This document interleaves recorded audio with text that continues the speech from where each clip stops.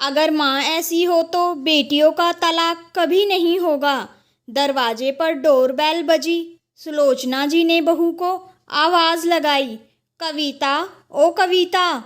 सुनती भी नहीं। मुझे ही देखना होगा कौन है। गेट खोला तो देखा दूधिया है। कितना दूध दूँ मालकिन? सुलोचना जी, 5 लीटर दे जा, आज मेरे लाला का जन्मदिन है। तू भी आ जाना खाने पर रात को। सास बहू से, औरी बहू, बेहोशी की दवा ववा तो नहीं खा लेती? सुन रही है? मैं पड़ोस में जा रही हूँ राहुल के जन्मदिन का न्योता देने। गैस पर दूध रखा है, जरा देख लेना। सो मत जाना हमेशा की तरह। बहू का होना ना होना बराबर है, किसी काम की नहीं है। सास बड़बड़ाती हुई पड़ोस के घर चली गई। कविता कमरे से उठकर आई। देखा कि बड़े से भगोने में धीमी आंच पर दूध रखा है। कुछ देर तो तेज आंच करके इंतजार करती रही कि दूध जल्दी उबल जाए, मगर दूध ज़्यादा होने के कारण समय तो लगता ही।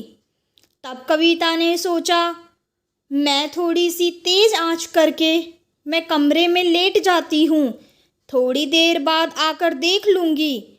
लेकिन कविता की आंख लग गई, वो गहरी नींद में सो गई। सास बहू से, औरी बहू। 2-3 घंटे बाद सुलोचना जी घर पर आई और किचन का नज़ारा देखा तो गुस्से से लाल पीली हो गई और मोटी आंखों में क्रोध की ज्वाला लिए तेज आवाज़ में कविता को आवाज़ लगाई, कहाँ मर गई तू? जिंदा भी है कि नहीं? सत्यानाश कर दिया। मेरी मत मारी गई थी जो छोटा सा काम देकर गई थी। तब आंखों को मलते हुए कविता सास की आवाज़ सुनते ही दौड़ते हुए किचन की तरफ भागी। वहाँ देखा तो आधा से ज़्यादा दूध तो जल गया और बाकी किचन से गिरता हुआ बरामदे तक बह निकला। कविता को देख सुलोचना जी ने बहू को खूब खरी खोटी सुनाई, साथ में कविता के माँ और पिता को भी लपेटा। इतने में मनोज भी घर आ गए, कविता के पति। उन्होंने भी किचन और बरामदे का नज़ारा देख समझ गए यह कविता की ही करामात है। वो सास बहू के बीच में कुछ ना बोलते हुए सीधा अपने कमरे में चला गया। सास के तानों और फटकारों को सुनने के बाद कविता रोती रोती अपने कमरे में आई। सोचा कि पति उसे सिंपैथी देंगे, लेकिन मनोज ने प्यार से इतना ही कहा, कविता, यह मायका नहीं है जो तुम्हारी गलतियों को कोई नज़रअंदाज करेगा, ससुराल है, ध्यान दिया करो। इतना सुनते ही कविता ने मनोज को तुरंत जवाब दिया, अब आप भी मुझे ही सुनाना, आपकी ही कसर रह गई है तो पूरी कर लो। बोलते हुए और फ़ोन उठाया, लगा दिया कॉल अपने मायके मम्मी के पास। फ़ोन की एक ही रिंग गई।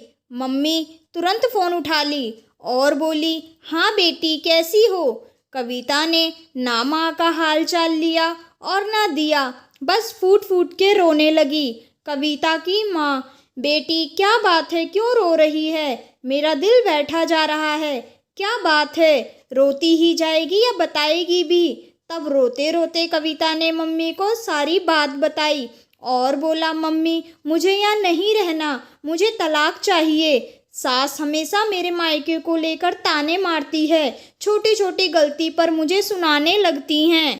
आपको और पापा को बुरा भला बोलती हैं। मम्मी पापा को बोलो मुझे लेने आए, मैं अब यहाँ नहीं रहूँगी। मैं मनोज को तलाक देना चाहती हूँ, वो मेरा भी पक्ष नहीं लेते। सारी बातें कविता ने अपनी माँ को यह सोच के बताई कि वो तो अब अपनी बेटी को यहाँ से ले ही जाएंगे, कि उनकी बेटी कितनी दुखी है ससुराल में।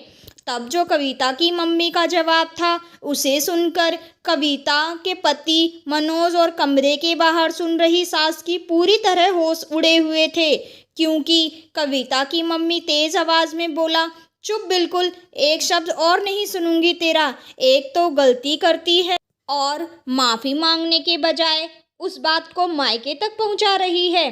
5 लीटर दूध की कीमत पता है तुझे? और दूसरी बात, दूध फैलना कितना बड़ा अपशगुन होता है।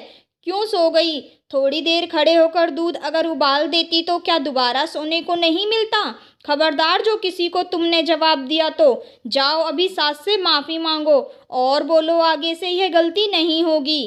कविता की मम्मी की बातें सुन दामाद और सास को झटका सा लगा, क्योंकि कविता बड़ी नाजों से पली बड़ी थी। एक गिलास तक इधर से उधर नहीं रखती थी। यह बात तो कविता की मम्मी भी अच्छे से जानती थी। तब भी कविता की मम्मी ने दिल पर पत्थर रखकर कि बेटी का घर बसा रहे, कविता के पक्ष में नहीं बोली। यह देख कविता की मम्मी की इज्जत और मान दोनों ही माँ बेटे की नज़रों में बढ़ गया। और अब कविता की सास का भी रवैया नर्म हो गया और पति तो कविता पर जान छिड़कता ही था।